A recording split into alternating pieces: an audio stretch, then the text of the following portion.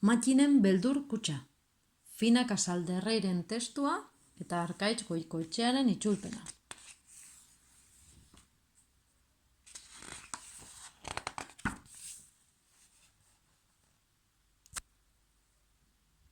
Matxin etzen gainerako haurrak bezalakoa.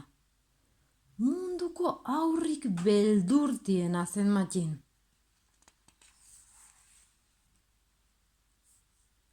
Aitak lehenengoz eskolara eraman zuenean, haren zangoari gogor-gogororatu zion, eta galtzak apurtu zizkion ia mundu guztiaren bistan.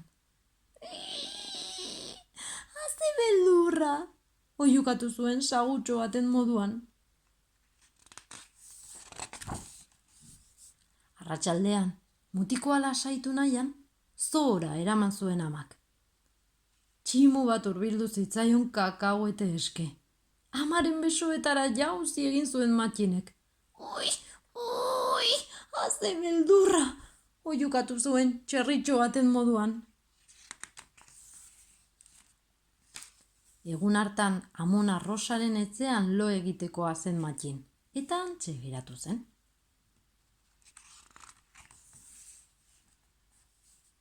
Gauean komunera joan zen. Estropezu egin eta sudurrez aurrera erori zen. Berehala zutitu zen. Korridoreko ispiluaren aurrez egoen eta elefante oihu bat egin zuen. Haze beldurra! Matxinek uste izan zuen oihu erraldoi bihurtu zela. Amona Rosa segituan azaldu zen. Eta ikusi orduko, harri eta zur geratu zen.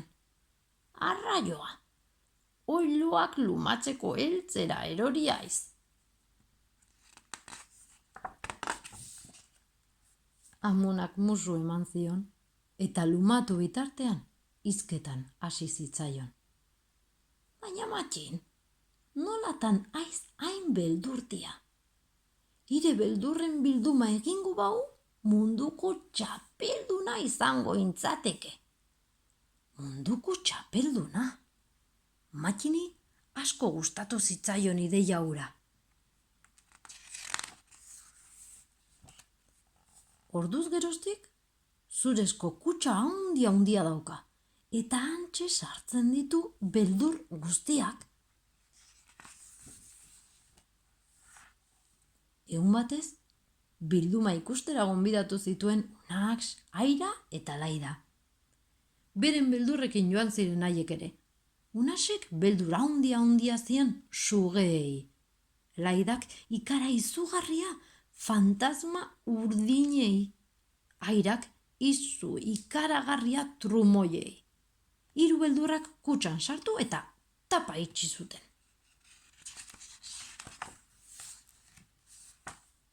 Geroxeago, ireki egin zuten berriz, eta zer ez zen atera handik. Beldurrak eta beldurrak. Ipurdian ziztako hartzeko beldurra. Komun zulotik joateko beldurra. Inurri bat belarritik sartzeko beldurra. Bakarrik geratzeko beldurra. Estoldetako arratoienganako beldurra. Eta gehiago, zaurien odolak sortzen duen beldurra. Ilargia erortzeko beldurra. Eguzkia desagertzeko beldurra. Izarrak zerutik eramaten dituen haizearen beldurra. Gau batzuetan agertzen diren monstruenganako beldurra. Beldurrez hiltzeko beldurra. Eta elefante talde batek bezala egin zuten oihu. Haze beldurra!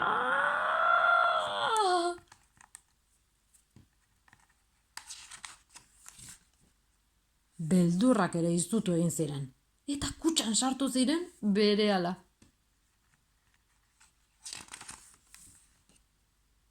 Matxinek tapa jaitsi eta giltza itxi zuen. Asperen egin zuten laurek. Elkarri begiratu eta barrez hasi ziren.